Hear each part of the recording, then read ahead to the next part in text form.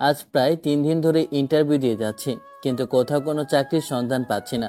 অবশেষে আমার বন্ধুর দেওয়া শেষ ঠিকানা, ওখানেই চাকরির উদ্দেশ্যে গেলাম। ওখানে যেতে তখনই ওখানের একটা ম্যানেজার আমাকে দেখে বলে ওঠে, এই যে মশাই, আপনি কোথায় যাচ্ছেন? আপনাকে তো এর আগেই অফিসে দেখেনি। আপনি হুটহাট করে এখানে ভিতরে ঢুকে যাচ্ছেন, কাউকে কিছু বলছেন নাকি? আপনি কি জানেন না অফিসের মধ্যে একটা রুলস থাকে, এখানে এন্ট্রি করতে হয়? আপনি কোথায় যাচ্ছেন? আসলে আমি এখানে একটা ইন্টারভিউ দিতে এসেছি। কি? আপনি এখানে ইন্টারভিউ দিতে এসেছেন? আপনি তো ভাই আমাকে হাসালেন। আপনার মতো একজন এখানে ইন্টারভিউ দিবে, এটা তো হাসা ছাড়া আর কোনো কাজ আমি দেখছি না। আপনি জানেন আপনি কোন কোম্পানিতে এসেছেন? এটা হচ্ছে নীলা গ্রুপ ইন্ডাস্ট্রিজ। এখানে চাকরি করতে অনেক যোগ্যতা প্রয়োজন। আপনার সিভি দেখি। লোকটা কথাটা বলে আমার হাত থেকে ফাইলটা নিয়ে নেয়।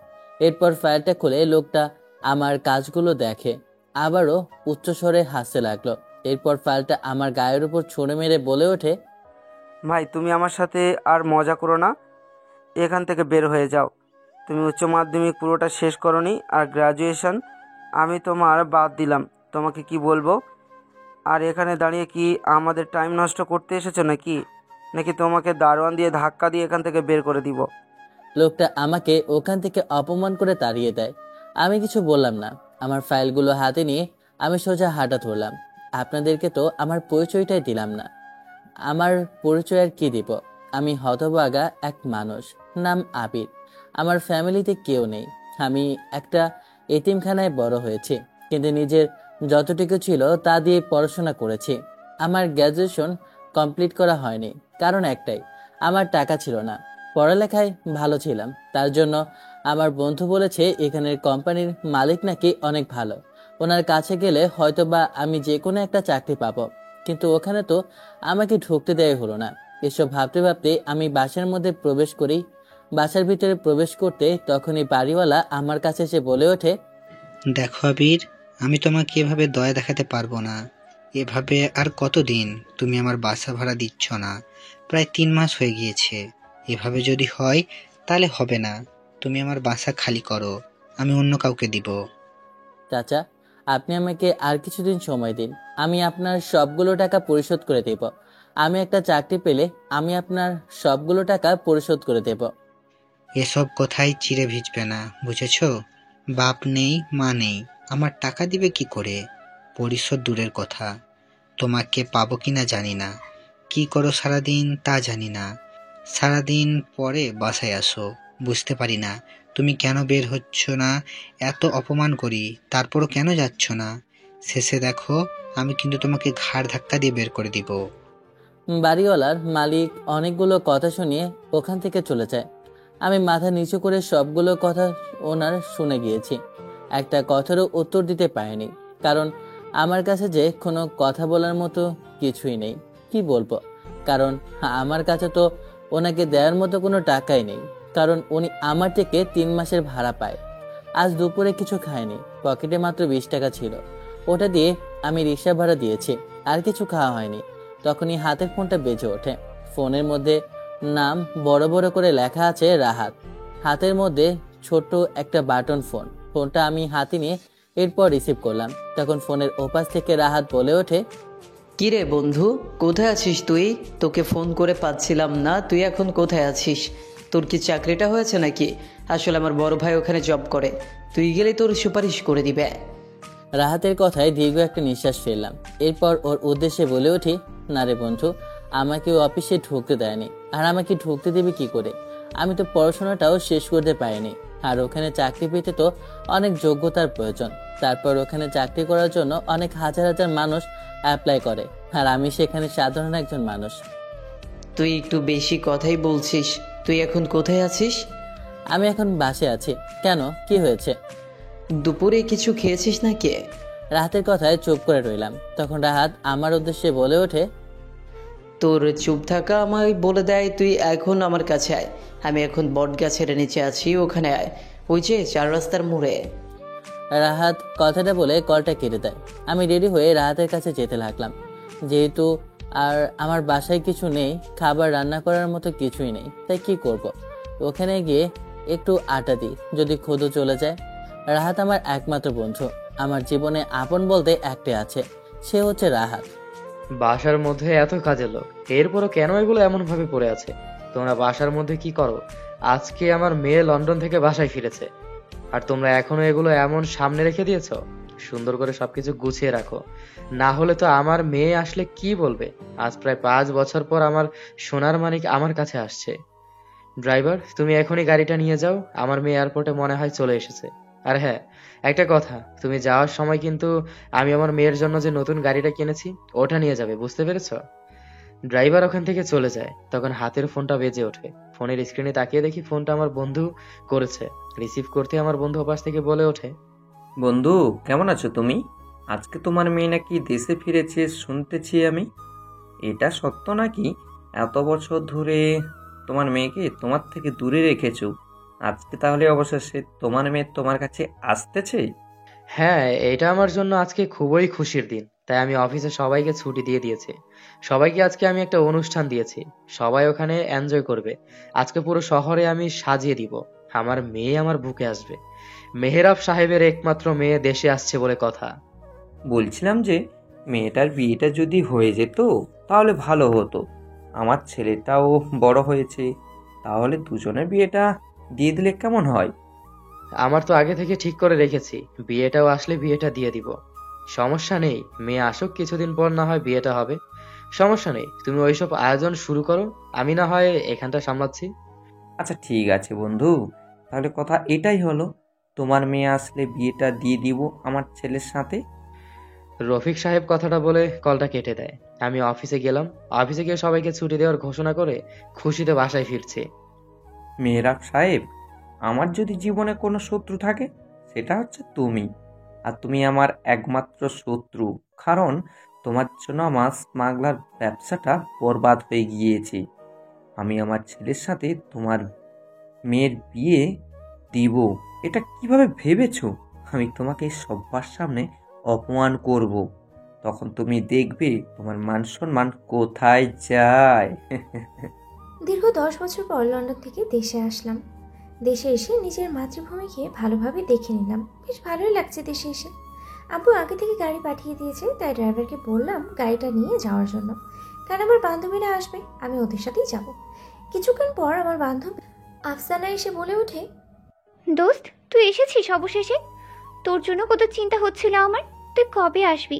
যাই হোক, অবশেষে তাহলে তুই এসেছিস। তোর 2 দিন আগে তো আমি দেশে চলে এসেছি, তোর জন্য অপেক্ষা করলাম। আজকে তুই আসলে আমার মনের মধ্যে এখন শান্তি পাচ্ছে, এখন দুজনে মিলে ঘুরতে পারবো। ওয়েট ওয়েট, এত উত্তেজিত ভালো না বেবি, একটু অপেক্ষা করো। আমার না হয় আজকে একটু লং ড্রাইভে যাই, কি বলিস? আরে আমি তো শুনেছি আঙ্কেল পুরো শহরটা তোর জন্য সাজিয়ে ফেলেছে, মহল্লার মধ্যে সব জায়গায় তোর কি বলবো। আর আঙ্কেল অনেক বেশি খুশি তুই দীর্ঘ 10 বছর পর লন্ডন থেকে দেশে আসছিস, তাই আর তুই এখন চলে গেলে অনেক খারাপ লাগবে। আজকে না হয় আঙ্কেলের সাথে দেখা করে ওনাকে তুই সময় দে, না হয় আমরা আগামী কালকে যাব। লাগেজটা ঠাস করে ফেলে দিলাম আব্বুর কথা শুনে, কারণ আব্বুর উপরে হয়তোবা আমার একটু রাগই আছে। তখন আমার উদ্দেশ্যে আফসানা বলে ওঠে, দোস্ত, তোর সবসময় বরাবরই কিন্তু রাগ বেশি, একটু রাগ কমিয়ে কর।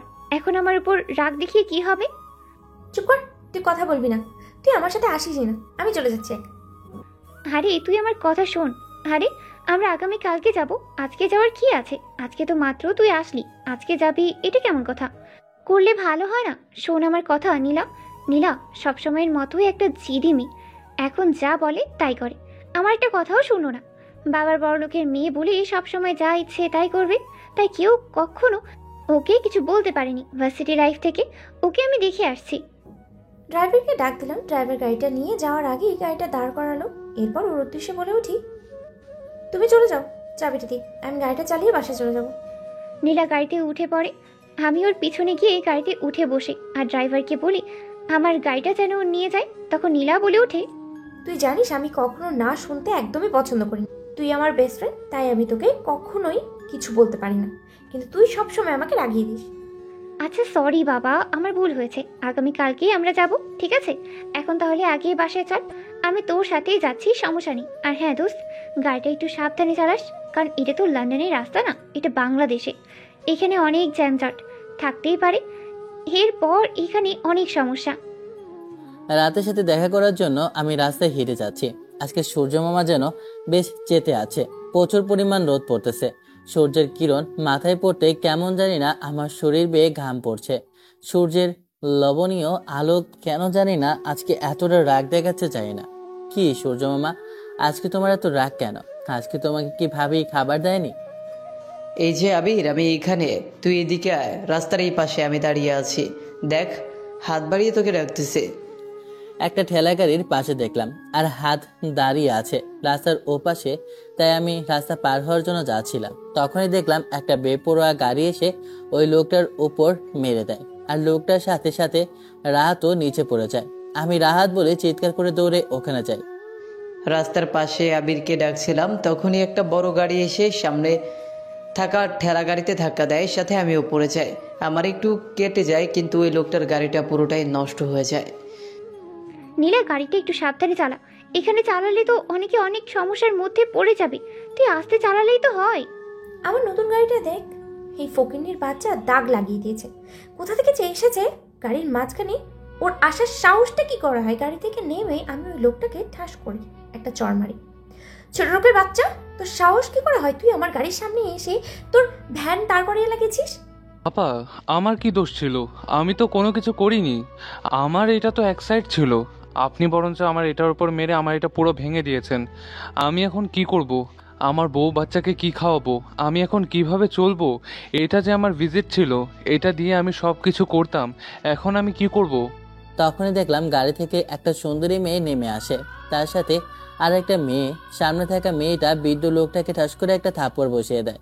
এটা দেখার পর তো আমার রক্ত চরম পর্যায়ে উঠে যায়, কারণ অন্যায় প্রথমত মেয়েটা করেছে, তার গাড়িটা ভেঙে ফেলেছে, তার উপর বৃদ্ধ লোকটাকে থাপ্পড় দিচ্ছে যে কিনা তার বাবার বয়সী। আমার তো নীলার দিকে মন নেই, কারণ পাশের ছেলেটা পড়ে গিয়েছে। আমি ছেলেটাকে উঠাতে গেলাম, আমি হাত দিয়ে ছেলেটাকে উঠাতেই ছেলেটার দিকে তাকাতেই আমি যেন ক্রাশ খেলাম। আমি তো ছেলেটির দিকে হাঁ করে তাকিয়ে রইলাম, কারণ ছেলেটা যে খুবই মায়াবী। আপনার কোথাও লাগেনি তো? আমি নিচে পড়ে যেতেই তখনই একটা সুন্দরী মেয়ে আমার কাছে আসে। আমার হাত ধরে আমাকে নিচ থেকে উঠিয়ে মেয়েটা কথাটা বলে ওঠে। মেয়েটার দিকে তাকাতেই আমি তো মেয়েটার প্রেমে পড়ে গেলাম। এত সুন্দরী মেয়ে কি করে হয়? মেয়েটাও কেমন জানি না মায়াবী চোখে আমার দিকে তাকিয়ে রইল। আমি মেয়েটার দিকে তাকিয়ে বলে উঠি, না সমস্যা নেই, আমি ঠিক আছি, আমার তেমন কিছু হয়নি। কি বলছেন? আপনার কিছু হয়নি? আপনার হাতে দেখি একটু কাটা গিয়েছে। দাঁড়ান। তখন আমি আমার ওনাটা একটু কেটে সেটার হাতে বেঁধে দিয়ে যেন রক্ত বন্ধ হয়ে যায়। সে কি, এটা করছেন কেন? আপনার এত দামি একটা ওড়না আপনি আমার জন্য কেটে ফেললেন? তাতে কি হয়েছে? মানুষের জীবনের চাইতে কি আমার ওনার দাম অনেক বেশি হয়ে গিয়েছে নাকি? আপনি কিন্তু অনেক মিষ্টি করে কথা বলতে পারেন। আর আপনি দেখতে কিন্তু অনেক হ্যান্ডসাম। তাই নাকি? ধন্যবাদ। ওরে শালা, আমি কি মেয়েটাকে পটাবো? মেয়েটা দেখি আগে থেকেই পটে আছে। যাই হোক, আমার জন্যই ভালো হলো। তখনই দেখলাম আবির। চুপ কর ফকিরের বাচ্চা, তুই মুখে মুখে কথা বলিস? তোর এত বড় সাহস? তুই আবার আমার মুখের উপরে কথা বলিস? অন্যায় করেছিস, তার উপরে আমার নামে তুই আমার উপরে অভিযোগ দিচ্ছিস? এত বড় সাহস কোথা থেকে পেলি তুই? আমি তোর ম্যাডাম, বুঝতে পেরেছিস? তুই আমাকে আপু বলবি? কোন সাহসে? আমি এই শহরের সব থেকে ধনী পরিবারের মেয়ে, আমি মেহরাব হোসেনের একমাত্র মেয়ে। মেয়েটা তখনই ওই বৃদ্ধ লোকটাকে আরেকটা থাপ্পড় দিবে, আমি মেয়েটার হাত ধরে ঠাস ঠাস করে দুটো থাপ্পড় লাগিয়ে দিলাম। তারপর বলতে শুরু করলাম, তোর সাহস তোর কি করে হয়? তুই তোর বাবার বয়সে একটা বৃদ্ধ লোকের গায়ে হাত তুলিস? কোথা থেকে একটা ছেলে এসে আমার হাতটা ধরে আমার গালে ঠাস করে একটা থাপ্পড় বসিয়ে দেয়। তখনই আমার প্রচণ্ড পরিমাণে রাগ উঠে যায়। আমি ছেলেটাকে একটা থাপ্পড় দিব, তখনই ছেলেটা আমার হাতটা ধরে ফেলে। তোর দিকে প্রচুর পরিমাণে তেজ, এত তেজ তোর কোথা থেকে আসে? হ্যাঁ ফকিরের বাচ্চা, তোর এত বড় সাহস, তুই এই নীলা চৌধুরীর গায়ে হাত তুলেছিস? তুই জানিস না আমি কে? তুই কে আমার জানার প্রয়োজন নেই। তুই প্রথমত মানুষকে সম্মান করতে জানিস না, এরপর তুই নিজে অন্যায় করেছিস, অন্যর গায়ের উপর তোর অন্যায়টা চাপিয়ে দিচ্ছিস। আমার তো শরীরটাও রাগে আর যেতে প্রচণ্ড পরিমাণে কাঁপছে। কি করব কিছুই বুঝে উঠতে পারছি না। এই প্রথম আমার গায়ে কেউ হাত তুলেছে। এই ফকিরের বাচ্চার কত বড় সাহস ও আমার গায়ে হাত তুলে। আমার এখন ইচ্ছে করছে ওকে এখনই চিবিয়ে খেয়ে ফেলি। তখনই ছেলেটা আমার হাত শক্ত করে ধরে। আমার প্রচণ্ড পরিমাণে ব্যথা হচ্ছিল। তখন ছেলেটা আমার উদ্দেশ্যে বলে ওঠে, প্রথমত তুই অন্যায় করেছিস, ওনার সাথে ওই চাচার গাড়িটা ভেঙে ফেলেছে, ওনার গাড়ির দাম দিবি আর ওনার কাছে ক্ষমা চাইবি, না হলে তোকে এখান থেকে আমি যেতে দেব না। তোকে দিয়ে আমি এই পুরো শহরের রাস্তার নোংরা ময়লা আবর্জনা সব কিছু পরিষ্কার করাবো। আবিরের সামনে মেয়েটার এমন কাণ্ড দেখে আমি ওখানে দৌড়ে গেলাম। তখনই আবির আমার উদ্দেশ্যে বলে ওঠে, তুই এখানে দাঁড়া, চুপ করে, কোনো কথা বলবি না। ঠিক আছে, তুই আমাকে আজকে এখানে পেয়ে অপমান করেছিস তো, এটার প্রতিশোধ আমি তোর থেকে নেব। এটা মনে রাখবি, আমিও মনে রাখবো। আমি তখনই আমার ব্যাগ থেকে 50,000 টাকা লোকটার গায়ের উপরে ছুঁড়ে মারি। এরপর গাড়িতে উঠবো, তখনই ছেলেটা আমার হাতটা আবারও শক্ত করে ধরে বলে ওঠে, এখান থেকে গুনে মাত্র 20,000 টাকা ওনার হাতে দিয়ে বাকিগুলো করিয়ে তুই তোর সাথে নিয়ে যা। বাবা থাক, সমস্যা নেই, আমি নিজে নিতে পারবো। শুধু শুধু ঝামেলা করার কোনো প্রয়োজন নেই। আমি আমার টাকাটা নিয়ে বাকিটা ফিরিয়ে দিচ্ছি। না চাচা, ও আপনাকে সবগুলো টাকা আপনাকে বুঝিয়ে দেবে, আর আপনি কেন নিজ থেকে করিয়ে নেবেন? ও করিয়ে নিয়ে সবগুলো টাকা আপনাকে বুঝিয়ে দেবে। আপনাকে ওনার টাকা বুঝিয়ে না দেওয়া হলে কিন্তু তোকে আর একটা থাপ্পড় দেব। আমি কিছু বললাম না, চুপচাপ করে নিজ থেকে টাকাগুলো নিয়ে ওনার কাছে 20,000 টাকা দিলাম। এরপরে আবার ছেলেটা আমাদের উদ্দেশ্যে বলে ওঠে, দাঁড়া, তুই কোথায় যাচ্ছিস? আমি তোকে শাস্তি দিয়েছি, কিন্তু তুই আর একটা কাজ করতে ভুলে গিয়েছিস। ওনার কাছে হাত জোর করে ক্ষমা চা। অসম্ভব, আমি কখনো ওর কাছে ক্ষমা চাইতে পারবো না। এসব ফকিরের বাচ্চার কাছে আমি কখনো ক্ষমা চাইতে পারবো না। তখনই ছেলেটা আমার গায়ে আবারও ঠাস করে একটা থাপ্পড় বসিয়ে দেয়। তাই আমি বাধ্য হয়ে লোকটার কাছে হাত জোর করে ক্ষমা চাইলাম। গাড়িতে ওঠার আগে আমি ছেলেটার উদ্দেশ্যেই বলে উঠি, তুই এই নীরা চৌধুরীর গায়ে হাত তুলেছিস না? তুই মনে রাখিস, তোকে আমি দেখে নেব। তুই পৃথিবীর যে প্রান্তেই থাকিস না কেন, তোর অবস্থা আমি খারাপ করে ফেলবো। মেয়েটা আমাকে ধমক দিয়ে ওখান থেকে চলে যায়। তখন এই বৃদ্ধ লোকটা আমার কাছে আসে। এরপর করোনা চোখে আমার দিকে তাকিয়ে বলে ওঠে, বাবা, আজকে যদি তুমি না থাকতে তাহলে হয়তো আজকে আমি আমার বউ বাচ্চাকে নিয়ে পথে বসতে হতো। কারণ এই গাড়িটা আমার রিজিক ছিল।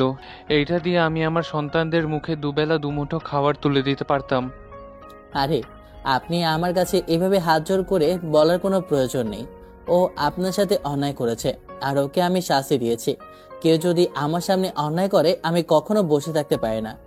কিন্তু ও তো তোমার ক্ষতি করতে চাইবে, তখন তুমি কি করবে? আরে আপনার এইসব চিন্তা করা লাগবে না। বৃদ্ধ লোকটা ওখান থেকে চলে যায়। তখন আমার কাছে রাহাত এসে বলে ওঠে, কিরে তুই ঠিক আছিস তো? তোর কিছু হয়নি তো? শুধু শুধু মেয়েটার গায়ে হাত তুলেছিস কেন? মেয়েটা তোর যদি কোনো ক্ষতি করে ফেলে, দেখে তো মনে হয় অনেক ধনী পরিবারের মেয়ে।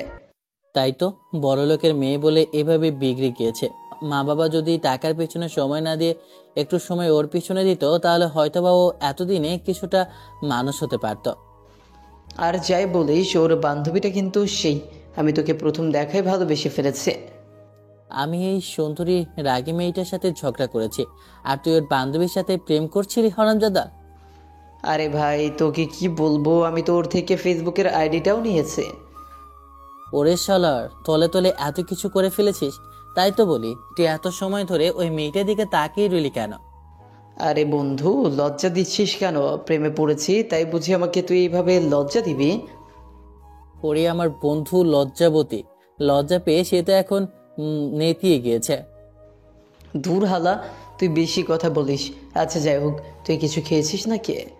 এখনো কিছু খাওয়া হয়নি। তখনই রাহাত আমার হাতটা ধরে ওর বাসায় নিয়ে যাবে বলে আমাকে রওনা দেয়। তখন আমি ওর উদ্দেশ্যে বলে উঠি, না বন্ধু, আমি এইভাবে তোর বাসায় যেতে পারবো না। তোর বাসায় তুই আমাকে খাবার টেবিলে বসিয়ে দিয়ে এটা আমি কোনোভাবে মেনে নেব না। আমার কাছে খুবই ছোট মনে হয়। আমি জানি তুই আমার বাসায় যাবি না। চল তুই আগে হোটেলে চল, তোকে আমি খাবার খাইয়ে দিচ্ছি।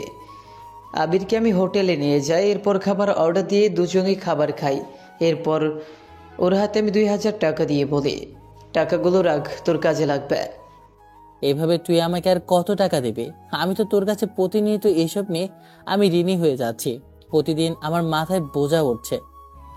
বেশি কথা বললে দিব একটা। যখন চাকরি পেয়ে যাবি তখন সব পরিশোধ করে দিস, সমস্যা নেই। আর বেশি কথা বললে নাক ফাটিয়ে দিব শালা। এখন তাহলে তুই কি করবে? খাওয়া দাওয়া শেষ করে কথাটা বললাম, হাত মুছতে মুছতে। আরে আমার এখন বাসায় যেতে হবে, কিছুক্ষণ পর আব্বু বাসায় আসবে। আর এমনিতেই আব্বু কিছুদিন ধরে চাপ দিচ্ছে। আব্বু যে অফিসে জব করে ওখানে আমার জন্য কথা বলেছে, ওখানে একটা চাকরি করতে আমাকে বলছে। তাহলে তো ভালোই, চাকরিটা কর, তাহলে তো ভালোই হবে।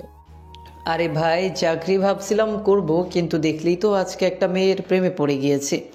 এই প্রথম একটা মেয়েকে ভালো লাগলো, ওকে না পটিয়ে কি করে আমি চাকরি করব? ওকে আমার করব, তারপর বাকিটা। মেয়েটাকে দেখে মনে হয় তোর থেকেও বড় লোক, কিন্তু মেয়েটা যদি তোকে সত্যি ভালোবাসে তাহলে হয়তো বা ধনী গরিবের তফাৎ থাকবে না। আমি আমার ভালোবাসা দিয়ে মেয়েটাকে অর্জন করব, তুই দেখে রাখিস। তোর উপর আমার পুরো বিশ্বাস আছে। তুই যেহেতু তোকে ভালোবাসিস, আমি চাই তুই একে তোর করে আপন করে নে। আচ্ছা ঠিক আছে, তাহলে বন্ধু আমি গেলাম। রাহাত কথাটা বলে আমার কাছ থেকে বিদায় নিয়ে ওখান থেকে চলে যায়। আমিও বাসায় যাব বলে রওনা দিই। তখনই হঠাৎ করে আমার বুকের ব্যথাটা বেড়ে যায়। ডাক্তার আগে বলেছিল আমার হার্টের সমস্যা, হার্ট সার্জারি করার জন্য সিঙ্গাপুর যেতে হবে, কিন্তু আমার মেয়ে আসবে তার জন্য আর গেলাম না। যে কোনো মুহূর্তে যে কোনো কিছু হয়ে যেতে পারে, তার জন্য আমাকে একটা গ্যাস দিয়েছিল তা মুখে দেওয়ার জন্য, কিন্তু এখন অতিরিক্ত ব্যথা হচ্ছে বুকের মধ্যে, প্রচুর পরিমাণ বুকে আমার ব্যথা করছে। কি করব কিছুই বুঝতে উঠতে পারছি না। আমার সেই গ্যাস খুঁজেও পাচ্ছি না, কোথায় রেখেছি। আমি গাড়িটা দাঁড় করালাম, গাড়ি থেকে নেমে আমি পকেটে খুঁজতে লাগলাম, কিন্তু কোথাও নেই। আমার নিঃশ্বাস বন্ধ হয়ে যাচ্ছে, আমি কথা পর্যন্ত বলতে পারছি না। আমি নিচে পড়ে গেলাম, আমার যেন আর শরীরটা চলছে না, হাত পা অবশ হয়ে যাচ্ছে। বাসায় যাওয়ার পথে দেখলাম একটা বৃদ্ধ লোক গাড়ির সামনে পড়ে আছে। আমি দৌড়ে ওনার কাছে গেলাম। লোকটা ইশারায় আমাকে একটা জিনিস দেখিয়ে দিল। আমি দেখলাম গাড়ির নিচে পড়ে আছে একটা হার্টের স্প্রে। আমি গিয়ে ওটা গাড়ি থেকে বের করে ওনার মুখে দিলাম। প্রায় কিছুক্ষণ পর উনি আস্তে আস্তে ওনার চোখ দুটো খুলে আমার উদ্দেশ্যে বলে ওঠে, তুমি কে বাবা? ফেরেশতার মতো এসে আমাকে বাঁচিয়েছ। অনেকে এই পথ দিয়ে যাচ্ছে, কিন্তু কেউ আমার কাছে আসেনি। তুমি আমার কাছে এসে আমার জীবনটা বাঁচিয়েছ। আমি তোমার কাছে সারা জীবনের জন্য যে ঋণী হয়ে গেলাম। ছি, আপনি এসব কি বলছেন? এটা আমার একটা কর্তব্য ছিল। আমি মানুষ হয়ে আরেকজন মানুষের বিপদে যদি না আসতে পারি, তাহলে সেটা কি করে মানুষ নামে আমি স্বীকৃতি পাবো বলেন? বাহ, তুমি যেমন সৎ মানুষ, ঠিক সুন্দর গুছিয়ে কথা বলতে পারো। তুমি কি করো বাবা? তোমার বাসা কোথায়? তোমার ফ্যামিলি? আসলে এই শহরে আমি এতিম একটা ছেলে। আমার পরিবার বলতে কেউ নেই। আমি এখানে সামনে একটা বাসা ভাড়া করে থাকি। পড়াশোনাটা শেষ করতে পারিনি। যতটুকু করেছি ওটা দিয়ে একটা চাকরি পাওয়ার জন্য বিভিন্ন কোম্পানিতে আমি যাচ্ছিলাম, কিন্তু কোথাও কোনো চাকরি খুঁজে পাচ্ছি না। আমার কথাই তুমি মনে কিছু করবে না। আমি জানতাম না তোমার পরিবারের কেউ নেই, শুধু শুধু তোমাকে কষ্ট দিয়েছে। আরে না না, আপনি তো আর জানতেন না। আচ্ছা, এই কার্ডটা রাখো, আগামীকালকে এই ঠিকানায় চলে আসবে, ঠিক আছে? তোমাকে চাকরির ব্যবস্থা আমি করে দিব, সমস্যা নেই। উনি যেন একটা আশার আলো আমাকে দেখালো। আমি তো মুখ উজ্জ্বল করে হাসি মুখে কার্ডটা হাতে নিলাম। তোমার মতো সৎ এবং ভালো বুদ্ধিমান এমন ছেলে পাওয়া খুবই কঠিন একটা ব্যাপার। তোমাকে আমি চাকরির ব্যবস্থা অবশ্যই করে দিব। তুমি আমার এত বড় উপকার করেছো, তোমার জন্য আমি এতটুকু করতে পারবো না? আমি ওই বৃদ্ধ লোকটাকে গাড়িতে উঠিয়ে দিয়ে উনি গাড়ি করে আবারও যেতে লাগলো। আমার কাছে বেশ ভালো লাগলো। লোকটা বড় লোক হলেও ওনার মধ্যে নেই কোনো অহংকার। বাসায় এসে মেয়েটার কথা ভাবতে লাগলাম। এরপর আমি ফেসবুকে মেয়েটার নাম সার্চ দিয়ে ফেসবুক আইডিটা খুঁজে পেলাম। ফ্রেন্ড রিকোয়েস্ট পাঠালাম, এখনও অ্যাকসেপ্ট করেনি, মনে হয় অনলাইনে নেই। রুমে এসে শুয়ে পড়লাম, কারণ আগামীকালকে ওনার দেওয়ার ঠিকানায় আমাকে যেতে হবে। যদি উনি আমাকে একটা চাকরির ব্যবস্থা করে দেয় তাহলে তো ভালোই হবে। এতদিন ধরে চাকরি খুঁজে পাচ্ছিলাম না, আর মনে হয় না সারা জীবনও এভাবে চাকরিটা খুঁজে পাবো। আল্লাহ তাআলা ওনাকে পাঠিয়েছে। বাসায় আসতে দেখলাম বাসার সবকিছু ভাঙতে শুরু করেছে আমার মেয়ে নীলা। ওর কাছে গিয়ে জিজ্ঞেস করলাম, কি হয়েছে মা? তোর কি হয়েছে? এভাবে রেগে আছিস কেন? তুমি একটা কথা আমাকে বলবে না? প্রচন্ড পরিমাণে আমার রাগ হচ্ছে, এতটা রাগ হচ্ছে যে তোমাকে বলে আমি বোঝাতে পারবো না। ওই ছেলেটার কত বড় সাহস! কথাটা বলে আমি বাসায় যত দামি দামি জিনিস আছে সবকিছুই ভাঙতে শুরু করলাম। কি হয়েছে? তুমি তো নীলার সাথে ছিলে, ওর কি হলো আমাকে বলো। আঙ্কেল আমাকে কথাটা বললো, তখন আমি ওনার উদ্দেশ্যে বলে উঠি, আসলে আঙ্কেল, এরপর আমি সব কিছু খুলে বলি। সব কিছু শোনার পর আঙ্কেল রাগী গলায় বলে ওঠে, ওই ছেলের সাহস কি করে হয়? ওই ছেলে আমার মেয়ের গায়ে হাত তোলে। মেহেরাব সাহেবের মেয়ের গায়ে হাত তোলার ওকে শাস্তি পেতেই হবে। ওই ছেলেটাকে আমি ছাড়বো না বাবা, ওকে আমি মেরে ফেলবো। ওকে যদি আমি হাতের কাছে পাই, ওকে তো আমি খুনই করবো। তুই রাগ করিস না মা, তোকে আমি দেখে নিব। অরূপ কত বড় সাহস, ও তোর গায়ে হাত তুলেছে। আমি মেহেরাব সাহেবের এই মেয়ের গায়ে হাত তোলার পরিণতি ওকে ভয়ঙ্কর ভাবে দিতে হবে। রাতে ঘুমানোর জন্য চেষ্টা করছি, কিন্তু ঘুম আসে না। কারণ আজকে সকালে রাস্তা দিয়ে যাওয়ার সময় দেখলাম যে ছোট একটা বাচ্চা দাঁড়িয়ে আছে। তার বাবার জন্য কিছুক্ষণ পর একটা লোক আসে। তখন ছেলেটা বাবা বলে তাকে জড়িয়ে ধরে, আর ছেলেটার বাবা তাকে আদর করতে লাগলো। এই দৃশ্য দেখার পর আমার যে বুকটা কেঁদে ওঠে, কারণ ছোটবেলায় আমি তো এমন কান্না করতাম। আমার সামনে দিয়ে আমার বন্ধুরা তার বাবার কোলে করে বাসায় যেত, আর আমি শুধু দাঁড়িয়ে থাকতাম। ছোটবেলায় আমাকে সবাই এতিম বলে গালি দিত, আমি শুধু কান্না করতাম। না পেলাম না মায়ের ভালোবাসা, না পেলাম বাবার ভালোবাসা। এসব ভাবতে ভাবতে কান্না করতে লাগলাম। হয়তোবা আমার কষ্ট মিশে যাবে এই বাতাসের সাথে। আমি এসব ভাবতে ভাবতে ঘুমিয়ে পড়ি। রাত জেগে আছি, তখনই ফোনের মধ্যে একটা মেসেজ আসে। মেসেজের মধ্যে লেখা আছে, কেমন আছেন? তখন আমার আইডিটা দেখে চিনতে অসুবিধা হলো না, কারণ এটা যে ওই সময়ের মেয়েটা। তখন আমি ওনার উদ্দেশ্যে বলে উঠি, জি আমি ভালো আছি, আপনি কেমন আছেন? আমি তো ভালো নেই, কেন জানি না, শুধু আপনার কথাই মনে পড়ছে। তাই নাকি? কিন্তু আমার কথা মনে পড়ার কারণটা কি জানতে পারি? না মানে ওই সময় ব্যথা পেয়েছেন তো, তাই আর কি। এখন আপনি কেমন আছেন তার জন্যই আর কি চিন্তা করছিলাম। আমাদের জন্যই তো আপনি ওই সময় পড়ে গিয়েছিলেন, হাতে অনেকটা ব্যথা পেয়েছেন। আরে না, আপনি আমাকে যে জিনিসটা দিয়ে বেঁধে দিয়েছেন ওই জিনিসটা আমার কাছে যেন ঔষধের থেকে অনেক উপকৃত একটা জিনিস ছিল। তাই নাকি? কি করে হলো তা? তা তো আমি জানতাম না। আসলে আপনার ওড়নাটা আমার সাথে থাকলে মনে হয় আপনি আমার পাশে আছেন, তাই আর কি। ও মা, তাই নাকি? মনে হচ্ছে আপনি আমার সাথে ফ্ল্যাটিং করছেন। যা মনে করেন। কি করব বলেন, ভালো লেগেছে তাই তো করছে। তো মিস্টার রাহাত, এভাবে আর কয়জন মেয়েকে আপনার ভালো লেগেছে? এভাবে কয়জনের সাথেই করেছেন? সত্যি বলতে জীবনে কাউকে দেখে হয়নি। আপনি প্রথম ব্যক্তি যাকে দেখে মনের ভেতর এমন ঝড় উঠেছে, আর আপনি সেই মহান ব্যক্তি যাকে আমি প্রথম দেখায় পছন্দ করেছি, আর আপনাকে এইসব কথা বলছি। ও মা, তাই নাকি? আমি তো আগেই জানতাম না। তাহলে তো আমি ধন্য হয়ে গেলাম। সকালবেলা ঘুম থেকে উঠে ফ্রেশ হয়ে আমি ওনার ঠিকানা অনুযায়ী ওখানে যেতে লাগলাম। অফিসটা দেখে আমার আর বুঝতে বাকি রইল না, এটা যে ওই দিন যে কোম্পানিতে আমি গিয়েছিলাম এটা সেই বড় কোম্পানি। আমি ওখানে প্রবেশ করব, তখনই দারোয়ান আমাকে প্রবেশ করতে দিচ্ছে না। তখন আবার ওই ম্যানেজার চলে আসে, আমার উদ্দেশ্যে বলে ওঠে, এই এখানে কি সমস্যা হচ্ছে? তোমরা এখানে এভাবে ঝামেলা করছো কেন? এই ছেলেগুলো, তোমরা এখানে আবারও কেন আসলে? তোমাকে কি এবার মেরে এখান থেকে বের করে দিতে হবে নাকি? কাকে মেরে বের করে দেওয়ার কথা বলছো ম্যানেজার সাহেব? স্যার, আপনি এসেছেন? আরে বলবেন না, এই ফকিরের বাচ্চা বারবার আমাদের অফিসের সামনে এসে ঝামেলা করছে। ওকে বলছিলাম। চুপ করো তুমি। তোমার সাহস কি করে হয় কাউকে না জেনে বুঝে এভাবে ব্যবহার করার? তোমাকে এমন কথা বলার সাহস কে দিয়েছে? ওকে আমি এখানে আসতে বলেছি, আমি নিজে ওকে এখানে ডেকেছি, আর তুমি ওকে এখান থেকে বের করে দিচ্ছ? তুমি কি একটিবার ওর থেকে কোনো কথা শোনার চেষ্টা করেছো? আমার বুঝতে ভুল হয়েছে, আমাকে ক্ষমা করে দেন। আমি বুঝতে পারিনি। কথাটা বলে ওনার থেকে আমি চলে গেলাম। তুমি আমার সাথে আসো বাবা। আমার আর বুঝতে বাকি রইল না যে এই কোম্পানির মালিক হচ্ছে উনি, আর ওনার নাম মেহেরাব সাহেব। তখন আমি আমার হাতে থাকা হাত ধরে অফিসের ভিতরে নিয়ে যায়। এরপর ওনার কেবিনের ভিতরে নিয়ে গিয়ে বলে ওঠে, তোমার সিভিটা দেখি। আমি আমার ফাইলটা ওনার হাতে দিলাম। উনি আমার ফাইলটা ভালোভাবে দেখে আমার উদ্দেশ্যে বলে ওঠে, তুমি তো একজন ব্রিলিয়ান্ট স্টুডেন্ট ছিলে, তাহলে তোমাকে ওরা চাকরি দিতে কি সমস্যা ছিল? তোমার মতো একজন মানুষ পেতে তো অনেক সময়ের ব্যাপার। পড়াশোনা করতে পারলে তাহলে আমি নিশ্চিত তুমি এর থেকেও ভালো চাকরি পেতে। তুমি আজকে থেকে আমার অ্যাকাউন্টের দায়িত্ব থাকবে, ঠিক আছে? তোমার স্যালারি 1,00,000 টাকা, চলবে তো? আমি তো খুশিতে কি বলবো কিছুই মুখ দিয়ে বের হচ্ছে না। স্যার, আমি আপনাকে কি বলে যে ধন্যবাদ দিব আমার মুখের ভাষা জানা নেই। তখন উনি আমার উদ্দেশ্যে রাগী গলায় বলে ওঠে, খবরদার, তুমি আর একটিবার আমাকে যদি স্যার বলে ডাকো তাহলে কিন্তু তোমার খবর আছে। এখন থেকে তুমি আমাকে আঙ্কেল ডাকবে, আমাকে স্যার বলে ডাকবে না, ঠিক আছে? আমি মাথা নাড়ালাম। তখন উনি আমার উদ্দেশ্যে বলে ওঠে, আরে নাও, এখানে একটা ফ্ল্যাট, বাসার চাবি।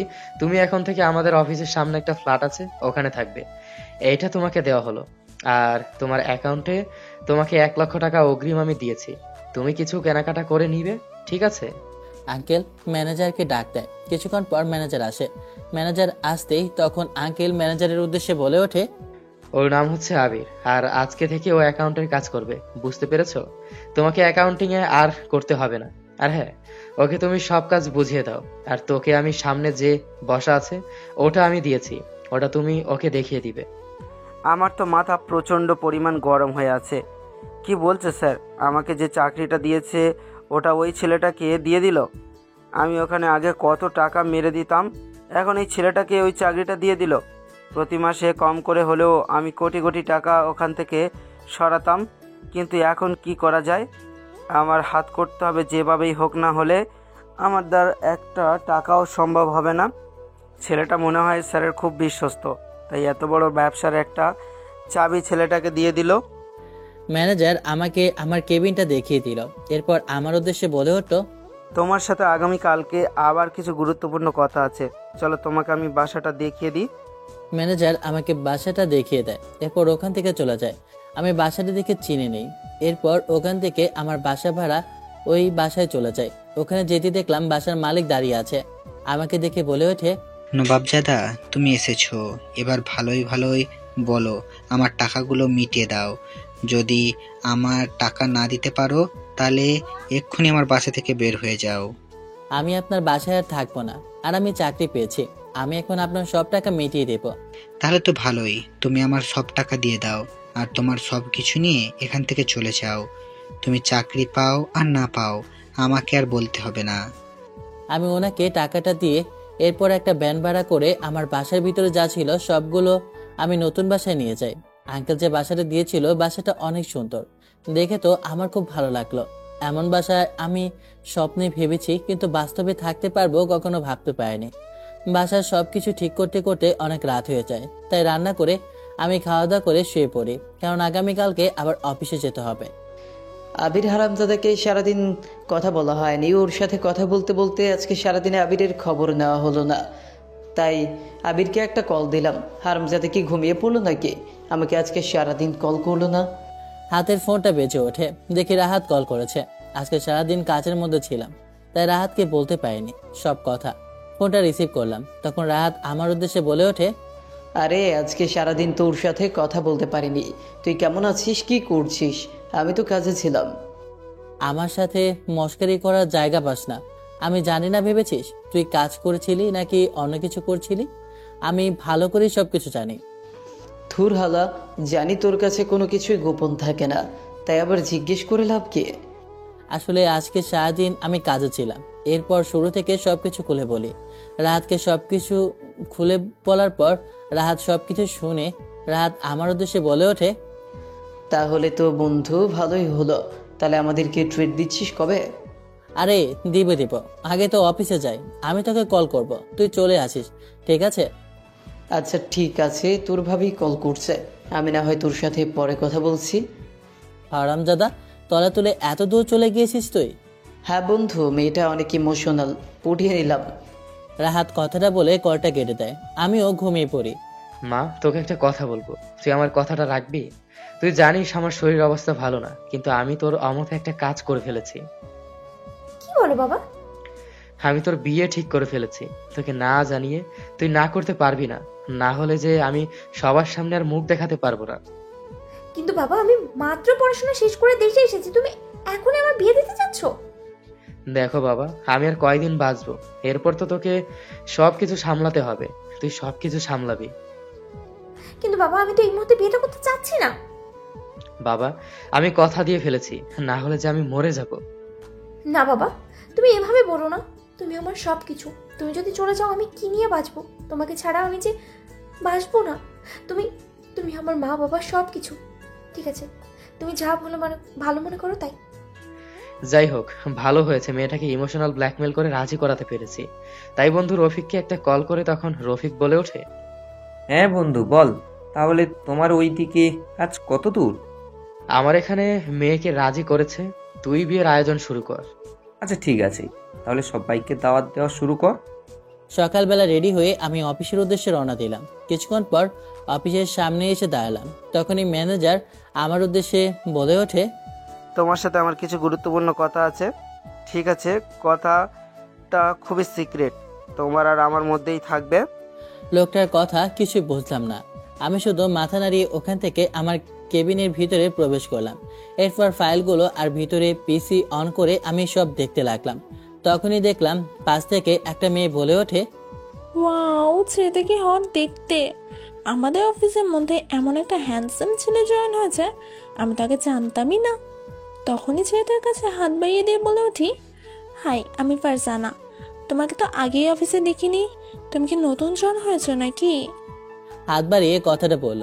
তখনই আমি মেয়েটার উদ্দেশ্যে বলে উঠি, জি, আমি এই অফিসে নতুন জয়েন হয়েছি, আর আমি আবির। ওয়াও আবির, তোমার সাথে তোমার নামটাও অনেক সুন্দর। তুমি এত সুন্দর কেন? মেয়েটার কথায় আমি একটা মুচকি হাসি দিলাম। মেয়েটা যে আমার সাথে ফ্ল্যাটিং করছে তা আমি ভালোই বুঝতে পারছি। ছেলেটার হাসিটাতে আমি একদম ফিদা হয়ে গেলাম। আর কি বলবো, এত সুন্দর হাসি আমি তো মনে হয় এমন ছেলের জীবনে কখনো দেখিনি। ওকে আমার করেই রাখতে হবে।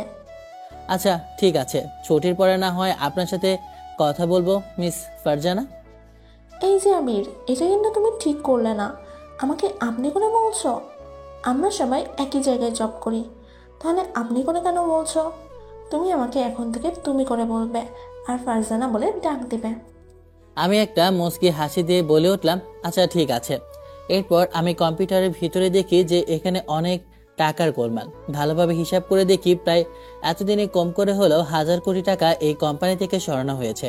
কোম্পানি অনেক টাকা আয় করে, তাই এত টাকার হিসাব কেউ রাখে না। এজন্য গত মাসে প্রায় 1000 কোটি টাকা লস হয়েছে। এটা দেখে তো আমার চোখ ছানাবড়া হয়ে গিয়েছে। কি করে এতগুলো টাকা এই কোম্পানি থেকে সরিয়ে ফেললো? তখনই ম্যানেজার আমার কাছে আসে।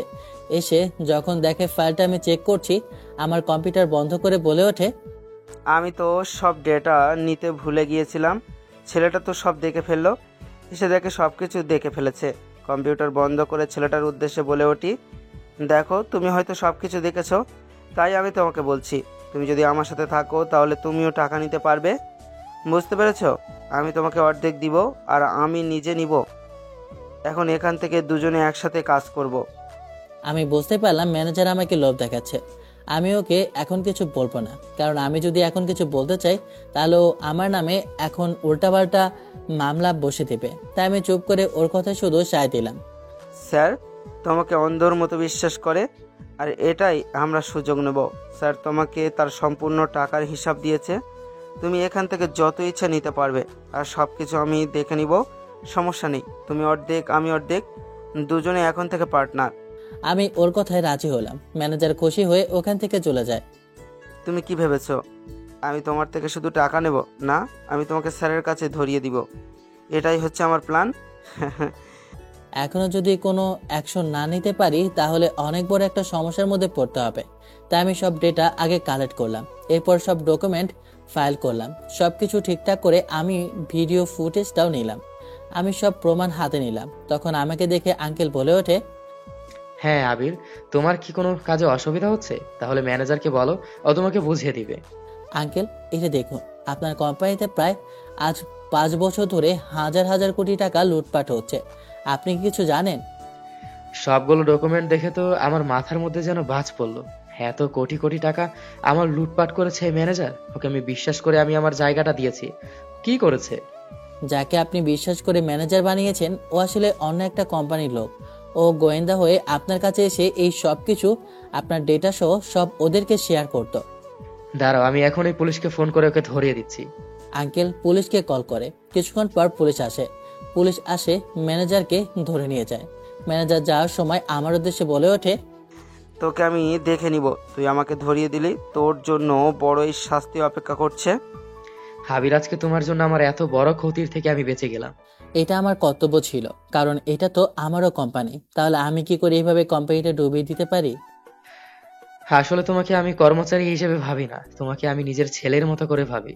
তুমি এখন থেকে আমার কোম্পানির সবকিছুর দায়িত্ব নিবে, এবং কি মিটিং সহ সবকিছু। কিছুক্ষণ পর আমার মেয়ের বিয়ে, এবং তুমি ওখানে থাকবে। আর মেয়ের বিয়ের পর আমি সিঙ্গাপুর যাব আমার চিকিৎসার জন্য। আঙ্কেল কথাটা বলে ওখান থেকে চলে যায়। আমি নিজের কেবিনে বসে কাজ করতে লাগলাম। কিছুক্ষণ পর ছুটি হয়ে যায়। আমি বাসায় চলে আসি। বাসায় এসে রান্না করে খাওয়া দাওয়া করে রেস্ট করতে লাগলাম। তখনই আঙ্কেলের কল। ফোনটা রিসিভ করলাম। তখন আঙ্কেল বলে ওঠে, বাবা, আগামীকালকে আমার মেয়ের বিয়ে, তুমি যেন উপস্থিত থাকো, বুঝতে পেরেছো? আসলে আমি আমার একটা পুরনো শত্রুর সাথে আমার মেয়েটার বিয়ে দিচ্ছি, যেন আমাদের শত্রুতা ভুলে গিয়ে বন্ধুত্বে পরিণত হয়। কারণ আমরা আগে বন্ধু ছিলাম, কিন্তু ব্যবসার কারণে আমাদের সম্পর্ক খারাপ হয়ে যায়। তাই নতুন করে আবার সম্পর্কটা আমি গড়তে চাই। আচ্ছা ঠিক আছে আঙ্কেল, আপনি আমাকে এত করে বলছেন, আমি অবশ্যই আপনার মেয়ের বিয়েতে উপস্থিত থাকব এবং কি সব কাজই করব। ওখানে শহরে অনেক বড় বড় মানুষ আসবে, আমি তোমার সাথে পরিচয় করিয়ে দিব সবার। কথাটা বলে আঙ্কেল কলটা কেটে দেয়। এরপর রাহাতের কল আসে, ফোনটা রিসিভ করলাম। তখন রাহাত বলে ওঠে, কিরে বন্ধু, কেমন আছিস? কি করছিস? তোর তো এখন খোঁজ নেই। তুই তো এখন চাকরি পেয়ে বড়লোক হয়ে গিয়েছিস। তোরালা, শুধু আজেরা কথা ছাড়া আর কোনো ভালো কথা নেই। এখন বল, তোর আফসানার কেমন খোঁজ খবর যাচ্ছে? আরে বলিস না, দুদিন ধরে কথা বলতে পারছি না। ওর বান্ধবীর নাকি বিয়ে। কথাটা শুনে আমার কাছে একটু খারাপ লাগলো, কারণ এটা যার সাথে আমি ঝগড়া করেছি ওই মেয়েটা। আসলে মেয়েটা দেখতে অনেক সুন্দরী ছিল। আমি মেয়েটাকে প্রথম দেখায় ক্রাশ খেয়েছিলাম, কিন্তু আফসোস মেয়েটার ব্যবহার খুবই খারাপ, তাই আর ওর আচরণও। কিরে, তুই আবার কোথায় হারিয়ে গেলি? আরে না, কোথাও না। রাহাতের সাথে আরো কিছু সময় কথা বলে কলটা কেটে দিই। আগামীকাল আবার আঙ্কেলের বাসায় যেতে হবে, ওখানে আবার অনেক কাজ। সন্ধ্যায় আমাকে থাকতে বলেছে, তাই আমি ঘুমিয়ে পড়ি। ঘুম আসছিল না। আফসানার সাথে সারাদিন কথা হয়নি, তাই একটা কল করলাম। অনেকক্ষণ পর ফোনটা রিসিভ করলো, তখন আফসানা বলে ওঠে, আরে বাবা, তোমাকে আমি অনেকবার বলেছি যে তুমি আমার বন্ধুর বিয়েতে আসো, কিন্তু তুমি তো আসলে না। এরপর এখন আবার কল করেছো। তোমার সাথে কথা বলতে আমার এখন ইচ্ছা করছে না। আরে সরি বাবা, আমার ভুল হয়েছে। কিন্তু আমার কেমন জানি না লজ্জা লাগছিল তো ওখানে যেতে, কারণ আমাকে তো আর ইনভাইট করেনি তোমার বন্ধু।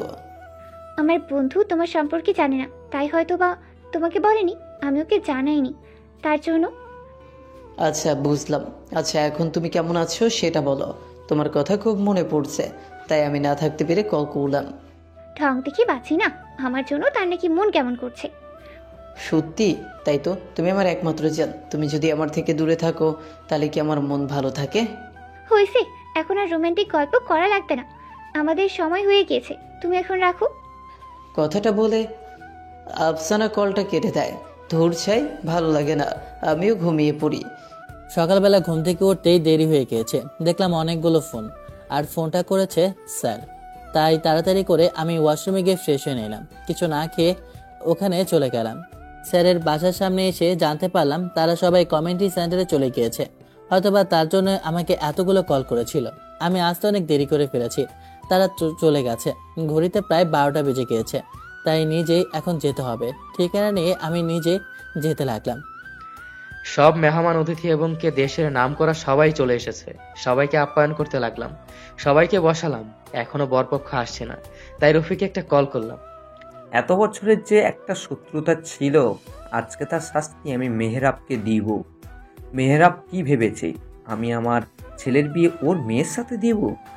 তখনই আমার ছেলে বলে ওঠে, বাবা আমি বিয়ে করব বাবা। রফিককে কল করছি, কিন্তু রফিক আমার ফোন ধরছে না। একের পর এক ফোন করেই যাচ্ছে, কিন্তু রফিক ফোন ধরছে না। কিছুক্ষণ পর রফিক ফোনটা ধরে। এরপর তার মুখ থেকে যা শুনতে পারে তা শোনার পর আমার যেন পায়ের নিচ থেকে মাটি চলে যেতে লাগলো। কি মেয়েরা, মেয়েকে সাজিয়ে কোণে বসে রেখে দিয়েছ তো? পুরো মিডিয়া এবং কি আত্মীয় স্বজন সহ সবাইকে নিয়ে চলে এসেছো, কিন্তু আফসোস বরপক্ষ আসবে না। মানে রফিক, তুই এসব কি বলছিস? পাগলের মতো সবাই চলে এসেছে, আর বিয়েরও সময় হয়ে গেছে। তুই এখনো আসছিস না কেন তোর ছেলেকে নিয়ে? তুই বড্ড বক্কা রে। তুই কি ভেবেছিলি আমি আমার ছেলের বিয়ে তোর মেয়ের সাথে দিব? তোর সাথে আমার এতদিনের শত্রুতা আমি 1 মিনিটে ভুলে যাব? কখনোই সম্ভব না। আমি তোর মান সম্মান সবকিছু ধূলিসাৎ করার জন্যই এমন একটা প্ল্যান করেছি। আমি কখনো আশা করিনি রফিক আমার সাথে এমন একটা বেইমানি করবে। আর আমি সবার সামনে মুখ দেখাবো কি করে? আমার মেয়ের ভবিষ্যৎ এখানে। না, এটা কোনোভাবেই সম্ভব না। আমি এখন কি করব? বিয়ের সময় হয়ে গিয়েছে, এখন আমি কি করব? আমার মেয়ে যদি জানতে পারে তাহলে তো একটা কিছু করে ফেলবে। এখানে তো মানুষের মধ্যে এসব কিছু জানাজানি হয়ে গেলে আমার মান সম্মান সবকিছু ডুবে যাবে। প্রায় দীর্ঘ 2 ঘন্টা জ্যামের পর আমি কমিউনিটি সেন্টারের সামনে এসে পৌঁছালাম। ওখানে সামনে গিয়ে দেখি যে স্যার কি নিয়ে চিন্তা করছে, তাই ওনার কাছে গেলাম। আমাকে দেখে উনি যেন আসার একটা প্রতীক খুঁজে পেল। আমাকে দেখে আমার উদ্দেশ্যে বলে ওঠে, বাবা তুমি পারবে আমাকে এই বিপদের হাত থেকে রক্ষা করতে? তুমি বলো, তুমি আমাকে এই বিপদ থেকে রক্ষা করবে? ছি আঙ্কেল, এটা কি বলছেন আপনি? আমাকে আদেশ করবেন? আপনি আমাকে এভাবে অনুরোধ করছেন কেন? কি করতে হবে বলেন? আমি না বুঝে আমার শত্রুর সাথে আমার মেয়ের বিয়েটা ঠিক করেছি, কিন্তু এমন একটা কিছু হয়ে যাবে আমি জানতাম না। কিন্তু বাবা, এখন আমার মান সম্মানের কথা। তুমি আমার মেয়েকে বিয়ে করো, তুমি পারবে আমার মান সম্মান বাঁচাতে। তুমি দয়া করে আমার মেয়েকে বিয়ে করে আমার মান সম্মান বাঁচাও। কিন্তু আঙ্কেল, আপনার মেয়ে। ওইসব নিয়ে তোমাকে ভাবতে হবে না, তুমি ওকে বিয়ে করো, বাকিটা আমি সব দেখে নিব। কথাটা বলে আমি ওকে সামনের রুমে নিয়ে গেলাম। এরপর বললাম ওকে যেন সাজিয়ে দেয়। হঠাৎ করে এমন কিছু হয়ে যাবে কখনো আশা করিনি। আমাকে বড়রূপে সাজিয়ে স্টেজে নিয়ে যায়। দেখতে দেখতে আমার বিয়েটা সম্পন্ন হয়ে যায়। আমি দাঁড়িয়ে আছি ছাদের ওপর, তখনই ফোনটা বেজে ওঠে। দেখি রাহাত কল করেছে। ফোনটা রিসিভ করতেই রাহাত বলে ওঠে, কিরে বন্ধু, আজকে সারাদিন তোর ফোন লাগেনি আর রাতেও দেখলাম ফোন ধরছিস না, হয়েছেটা কি? কোনো সমস্যা হলো নাকি? বাসায় এসে খুঁজে পেলাম না তোকে। রাহাতকে সবকিছু খুলে বলি। সবকিছু শোনার পর রাহাত বলে ওঠে, কি বলছিস? তাহলে এখন তুই কি করবে? তুই কি এই বিয়েটা মেনে নিবি? মানুষের জীবনে বিয়ে একটাই হয়, আর আমি আমার লাইফে শুধু একজনকে ভালোবাসবো, সেটা আমার স্ত্রী। আমার যেভাবেই বিয়ে হোক না কেন, বিয়েটা আমি একজনকে নিয়েই বাঁচতে চাই। আর আমাকে যদি সে না মেনে নেয় তাহলে আমার কিছু করার নেই। তোর জীবনে শুধু কষ্টই চলে গিয়েছে বন্ধু। আমাদের কথার মাঝে তখনই আঙ্কেল উপরে আসে। আমাকে দেখে আঙ্কেল আমার উদ্দেশ্যে বলে ওঠে, আঙ্কেল আমার হাতটা শক্ত করে জড়িয়ে ধরে। এরপর বলে ওঠে, বাবা, হয়তোবা তোমার মন খারাপ হয়েছে, কিন্তু বিশ্বাস করো এইটা ছাড়া আমার আর কোনো উপায় ছিল না। আমার মেয়েটা একটু জেদি। মা মরা মেয়েটাকে যখন আমি মানুষ করি তখন ওর বয়স ছিল মাত্র 3 বছর। তখন ওর মা গত হয় একটা দুর্ঘটনায়। তখন থেকে আমি নিজের আদর যত্ন দিয়ে মানুষ করেছি, কখনো কোনো কিছুর অভাব দেইনি। সব সময় ওর কথা আমি মেনে চলতাম। এইভাবে ওর অন্যায় আবদারগুলো আমাকে মানতে বাধ্য হয়েছে। তোমার কাছে একটাই আমার কথা, তুমি দয়া করে আমার মেয়ের কথায় কখনো কিছু মনে করো না। আমার মেয়েকে ছেড়ে কোথাও যেও না। তোমার কাছে এটা আমার একটি রিকোয়েস্ট। আঙ্কেল কথাটা বলে কান্না করে দিল। তাই আমি ওনার হাত ধরে বলে উঠলাম, আঙ্কেল আপনি এসব নিয়ে চিন্তা করবেন না। আপনার মেয়ে যাই করুক না কেন, আমি কখনো আপনার মেয়েকে ছেড়ে যাব না, কারণ ও আমার এখন স্ত্রী। আঙ্কেল আমাকে নিয়ে রুমটা দেখিয়ে দেয় যেখানে আজকে আমার বাসর রাত। আঙ্কেল রুমটা দেখিয়ে দিয়ে ওখান থেকে চলে যায়। আমি রুমের ভিতরে প্রবেশ করলাম। ভিতরে প্রবেশ করে দেখলাম একটা মেয়ে বসে আছে। আমি সামনে গেলাম, গিয়ে মেয়েটার ঘুমটা উঠিয়ে দেখলাম আমার সামনে একটা পরী বসে আছে। মেয়েটা এতটাই সুন্দরী যে মনে হয় লাইট বন্ধ করলে মেয়েটার আলোয় পুরো বাড়িটা ঝলমল করবে, এতটাই সুন্দরী। তখনই মেয়েটা আমাকে দেখে কেমন জানি না রেখে যায়। এরপর, তোর সাহস কি করে হয় তুই আমার রুমে আসিস? তুই এখানে কি করে? হঠাৎ করে নিজের বউয়ের হাত থেকে থাপ্পড় খাবো এটা কখনো আশা করিনি। আমি ভালোভাবে তাকিয়ে দেখি মেয়েটা যে আর কেউ না, ওই দিন একটা বৃদ্ধ লোকের ভ্যান গাড়ি নষ্ট করে দিয়েছিল, ওই লোকটাকে থাপ্পড় মেরেছিল, এই মেয়েটা সেই। তুই আমার রুমে আছিস? তুই কি করে আমার রুমে আসলি? বাবা, বাবা! কারণ আমার সাথে তোমার বিয়ে হয়েছে। তোর সাথে আমার বিয়ে হয়েছে মানে? বুঝলাম না বাবা। আর কি ছেলে খুঁজে পাইনি তোর সাথে আমার বিয়ে দিয়েছে? আমাদের এমন চিল্লাচিল্লির শব্দ শুনে তখনই আঙ্কেল রুমে চলে আসে। এসে এমন অবস্থায় দেখে বলে ওঠে, কি হয়েছে মা, তুই এভাবে কেন চিৎকার করছিস? কিছু হয়েছে নাকি? আবির বাবা কিছু কি করেছে? আচ্ছা, আবির বাবা কিছু কি হয়েছে? আমি কিছু বললাম না। তখনই নীলা বলে ওঠে, বাবা আমি সব কিছুই জানি। সে তোমার শত্রু, তোমাকে ধোকা দিয়েছে। তুমি তোমার মান সম্মান বাঁচানোর জন্য একটা ছেলের সাথে আমাকে বিয়ে দিয়েছো, কিন্তু এই ছেলেটার সাথে যে আমার বিয়ে দিয়েছো সেটা তো আমি জানতাম না। তুই কি আবিরকে আগে থেকেই জানিস নাকি? তুই তো আর অফিসে যাসনি, আর আবির তো আমাদের অফিসে জব করে। বাবা তুমি জানো না এ কে? এই ওই ছেলেটা যে ওই দিন ছেলেটা আমার গায়ে হাত তুলেছিল সেই। ওর সাহস তো কত বড় বলতো? ও আমার গায়ে হাত তুলে, এই নীরা চৌধুরীর গায়ে হাত তুলে। দেখ মা, আগে যা হয়েছে তুই ভুলে যা, এখনো তোর স্বামী। ওকে আমি স্বামী হিসেবে মানি না। কথাটা বলে আমার গালে ঠাস করে একটা থাপ্পড় বসিয়ে দেয়। এটা দেখার পর আঙ্কেল, নীলা, তোমার দিন দিন খুব বড় স্পর্ধা বেড়ে যাচ্ছে। আমি তোমাকে এই শিক্ষা দিয়েছি? তুমি হয়তো ভুলে যাচ্ছ তুমি যার গায়ে হাত তুলেছো সে তোমার স্বামী। আর ও যদি আমাকে বিয়ে না করতো, তোমাকে বিয়ে না করতো, তাহলে আমার মান সম্মান সবকিছু ধূলিসাৎ হয়ে যেত। বাবা তুমি এই ছেলেটার জন্য আমার গায়ে হাত তুলেছো? যে বাবা কখনো আমার গায়ে ফুলের টোকা পর্যন্ত দেয়নি, সেই বাবা আমার গায়ে থাপ্পড় মেরেছে। নীলা কান্না করতে করতে ওখান থেকে রুমে চলে যায়। বাবা, তোমাকে আমি তো বলেছি আমার মেয়েটা কেমন, সবকিছু তোমার উপর ছেড়ে দিলাম আমি। তুমি আমার মেয়েটাকে একটু মানুষ করো। কথাটা বলে আমি বের হয়ে যাই। আমি জানি কখনো মেনে নেবে না নীলা আমাকে তার স্বামী হিসেবে, কারণ আমি গরিব আর এতিম, আর আমি ওর সাথে খারাপ আচরণ করেছি তার জন্য। তারপরও আমি ওর কাছে গেলাম। ওর কাছে গিয়ে অনুনয়ের স্বরে ওকে বলে ওঠে, আসলে আমি দুঃখিত। ওই দিনের জন্য আমি জানতাম না এমন একটা কিছু ঘটে যাবে। আর আসলে চুপ! তুই একটা কথা বলবি না। তুই ছোট লোকের বাচ্চা, আমার সামনে থেকে চলে যা। তোর কি যোগ্যতা আছে? তুই আমাকে বিয়ে করেছিস। কিছুদিন পরে আমি তোকে ডিভোর্স দিয়ে দিব, তখন আমি মুক্ত হয়ে যাব। আপনি যদি আমার কাছ থেকে মুক্তি চান তাহলে আমি আপনাকে মুক্তি দিয়ে দিব। আমি কখনো আপনার কাছে এসে আমি স্বামীর অধিকার চাইবো না। তোর জন্য আমার বাবা আমার গায়ে হাত তুলেছে, যে বাবা কখনো আমার গায়ে পর্যন্ত একটা ফুলের টোকা দেয়নি। আমি কিছু বললাম না, মাথা নিচু করে আমি বারান্দায় চলে গেলাম। আমি ওখানে শুয়ে পড়লাম। নীলা তার রুমে খাটের উপর শুয়ে পড়ল। আমি শুয়ে শুয়ে ভাবতে লাগলাম, হয়তোবা ভুলটা আমারই হয়েছিল। এসব ভাবছি আর ভাবছি, ভুল আমার হলে কি হয়েছে? তাই বলে কি আমার গায়ে হাত তুলবে? সবকিছুর দোষ ওই ছেলেটার। ওকে আমি যদি না মারি তাহলে আমার নামও নীলা না। ওকে এত অপমান করব, তারপরে ওর গায়ে ধরে দেব। বারান্দার মধ্যে বসে আছি। আজকে চাঁদটা কেমন জানি না ঝলমল করছে, তারাগুলো ফুটে আছে। পরিষ্কার আলোর মধ্যে কেমন জানি না আজকে আকাশটার দিকে তাকিয়ে থাকতে বেশ ভালোই লাগছে আমার কাছে। আকাশের তারার দিকে তাকাতে আমার শুধু মনে পড়ে বাবা মায়ের কথা। এসব ভাবতে ভাবতে কান্না করে দিলাম। কান্না করতে করতে কখন যে ঘুমিয়ে পড়ি নিজেও যায় না। সকালবেলা আমি আবির আর নীলাকে ডাকতে লাগলাম। কিছুক্ষণ পর আবির দরজাটা খুলে দেয়।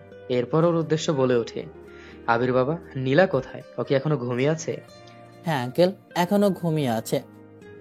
নীলা, তুই কি ঘুমিয়ে আছিস? ঘুম থেকে ওঠ, তোর সাথে কথা আছে।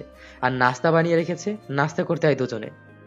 সকালবেলা আব্বু ডাকাডাকি করে ঘুমটা ভাঙিয়ে দেয়, তাই আমি ওয়াশরুমে গিয়ে ফ্রেশ হয়ে নিচে আসি। ওয়াশরুমে যাব, কিন্তু নীলার ওয়াশরুমে যেতে কেমন জানি না লাগছিল, কারণ সে আমাকে তার স্বামী হিসেবে মানতে পারেনি। তার নিজের পার্সোনাল ওয়াশরুমে যেতে কেমন জানি লাগছে। সামনে গেস্টরুমের ওয়াশরুম, তাই ওখানে চলে গেলাম। কিছুক্ষণ পর ওয়াশরুম থেকে বের হয়ে নিচে আসলাম। তখন আমার উদ্দেশ্যে আঙ্কেল বলে ওঠে, কি হয়েছে, দাঁড়িয়ে রইলে কেন? এখানে বসো। আঙ্কেলের কথা শুনে আমি ওখানে বসি। এরপর আঙ্কেল আমাকে বলে ওঠে, তোমাদের দুজনের উদ্দেশ্যে আমি কিছু কথা বলতে চাই। তোমরা নাস্তা দাও। তোমরা নাস্তা দাও না কেন? ওকে নাস্তা দাও। তখনই অনেকগুলো কাজের লোক এসে আমাকে নাস্তা দিতে লাগলো। তখন আঙ্কেল আমার উদ্দেশ্যে বলে ওঠে, দেখো বাবা, আমি সিঙ্গাপুর যাব আমার হার্ট সার্জারির জন্য। তোমরা হয়তোবা জানো আমার সমস্যার কথা, তাই আমি আগামীকালকে যাব। আর অফিসের সকল দায়িত্ব আমি নীলাকে বুঝিয়ে দিচ্ছি। আর হ্যাঁ নীলা, তোকে সব দিক থেকে সাহায্য করবে আবির। আর আবির, তুমি ওকে একটু সব সময় ওর সাহায্য করবে, ওর সাথে থাকবে। কিছুক্ষণ পর আমার ফ্লাইট, তাই আমি চলে গেলাম, তোমরা অফিসে যাও। আঙ্কেল কথাটা বলে ওখান থেকে বের হয়ে যায় এয়ারপোর্টে যাওয়ার জন্য। তখনই আমার উদ্দেশ্যে নীলা বলে ওঠে, গতকালকে কি হয়েছে সব ভুলে যা। আর হ্যাঁ, আমি তোর থেকে মুক্তি চাই। কিছুদিন পরে আমি তোকে ডিভোর্স দিয়ে দিব, তুই সাইন করে দিবি, শেষ। এরপর থেকে আর কিছু না। আমি মাথা নিচু করে দাঁড়িয়ে রইলাম, শুধু মাথাটা নাড়িয়ে হ্যাঁ বললাম। এরপর ওখান থেকে আমি অফিসের উদ্দেশ্যে রওনা দিই। তখনই পেছন থেকে আবারও বলে ওঠে, তুই অফিসের মধ্যে আমাকে ম্যাডাম বলে ডাকবি, বুঝতে পেরেছিস? আর হ্যাঁ, আমি যে তোর স্ত্রী এটা যেন কেউ না জানতে পারে। আমার একটা মান সম্মান আছে, না হলে আমার সব বন্ধুদের সামনে আমার মান সম্মান সব নষ্ট হয়ে যাবে। কথাটা বলতেই আমি ওখান থেকে চলে যাই। আমাকেও থাপ্পড় মেরেছিল, তাই না? ওকে আমি এখন দেখিয়ে দিব আমি কি করতে পারি। আমি অফিসে আসলাম। অফিসে এসে কেবিনে বসে আছে। তখনই আমাকে দেখে ফারজানা আমার কাছে আছে। এসে আমার উদ্দেশ্যে বলে ওঠে, আমি তো ভাবলাম আমি তোমাকে হারিয়েই ফেললাম। না কোনো টেক্সট, না কোনো মেসেজ, না তোমার কোনো রিপ্লাই, কোনো কিছুই না। হয়েছিল কি তোমার? এতদিন ধরে খোঁজ খবর নেই, ফোনটা বন্ধ। আরে আসলে অসুস্থ ছিলাম, তাই সবকিছু বন্ধ করে শুয়েছিলাম এতদিন ধরে। আমাকে একটাবার বলতে পারতে, তোমাকে গিয়ে দেখে আসতাম। অফিসে চলে আসলাম। অফিসে এসে ভাবতে লাগলাম, ছেলেটা এমনিতে দেখতে খারাপ না, অনেক সুদর্শন, এমনকি হ্যান্ডসাম। কিন্তু তাই বলে কি হবে? তখনই লক্ষ্য করলাম আবিরের দিকে। আবির একটা মেয়ের সাথে কেমন জানি না হেসে হেসে কথা বলছে। আমার নিজের অজান্তেই কেমন জানি না হিংসে হতে লাগলো। তখনই আমি আমার পিয়নকে ডেকে পাঠালাম। ফারজানা আর আমি দুজন হেসে হেসে কথা বলছিলাম। তখনই দেখলাম একটা পিয়ন এসে আমাকে বলল যে ম্যাডাম ডাকতেছে। তাই আমি ওনার কেবিনে গেলাম। কেবিনের ভিতরে প্রবেশ করতেই কারোর কেবিনে প্রবেশ করার আগে যে কারোর অনুমতি নিতে হয়, সেই কমন সেন্স বলতে কি তোমার জানা নেই? সরি ম্যাম, আমার ভুল হয়ে গিয়েছে। কথাটা বলে আমি আবারও দরজার বাইরে যাই। এরপর দরজার বাইরে থেকে বলে উঠি, ম্যাডাম আমি কি ভিতরে আসতে পারি? চলেই তো এসেছো, আবার কি আসবে? ভেতরে আসো। তখনই নীলা আমার শার্টের কলা ধরে এরপর সবার সামনে আমাকে নিয়ে যায়। এরপর সবার সামনে আমাকে বলে ওঠে, আমি তোমার সবগুলো ফাইল দেখেছি, তুমি সবগুলো ফাইল ঠিকঠাকভাবে কাজ করতে পারোনি, তার জন্য তোমাকে আমি শাস্তি দেবো। সবাই নিজেদের কাজ ছেড়ে আমার দিকে তাকিয়ে রইল। আমি ওনাকে বললাম, আমি তো সবগুলো ঠিকঠাক করেছি ম্যাম। তুমি আমার মুখের উপরে কথা বলো? তোমার তো সাহস কম না? তোমার শাস্তি হচ্ছে তুমি এখন আমার পায়ে জুতাটা খুলে আমার যতটুকু ওইখানে রেখে আসবে। সবাই আমার দিকে তাকিয়ে হাসতে লাগলো। তখনই নীলা আবারও বলে ওঠে, তুমি যদি একটু না করো তাহলে তোমাকে আমি অফিস থেকে বের করে দেবো। চাকরিটা চলে গেলে কি করব আমি বুঝে উঠতে পারছি না। আঙ্কেল তো নেই, এরপর আমার যদি চাকরি না থাকে কি করব? তাই আমি বাধ্য হয়ে বাইরে রেখে আসি। সবাই হাসতে লাগলো। আমি কেবিনে বসে পড়লাম। কেমন লেগেছে? তুই আমাকে অপমান করেছিস, আমার গালে থাপ্পড় মেরেছিস, আমি তোকে অপমানের জবাব দিয়েছি। আমি মাথা নিচু করে বসে রইলাম। তখন ফারজানা আমার উদ্দেশ্যে বলে ওঠে, এই অফিসের সবাই তোমাকে হিংসা করে, কারণ তুমি স্যারের প্রিয় একজন মানুষ। আর সব থেকে বড় কথা, তুমি এই অল্প দিনের মধ্যেই সব কিছুর দায়িত্ব নিজের করে নিয়েছ। কিন্তু স্যারের মেয়েটা খুবই ফাজিল আর খারাপ একটা মেয়ে। ও তোমার সাথে এমন আচরণ করে একদম ঠিক করেনি। আচ্ছা এসব বাদ দাও, নিজের কাজ করো।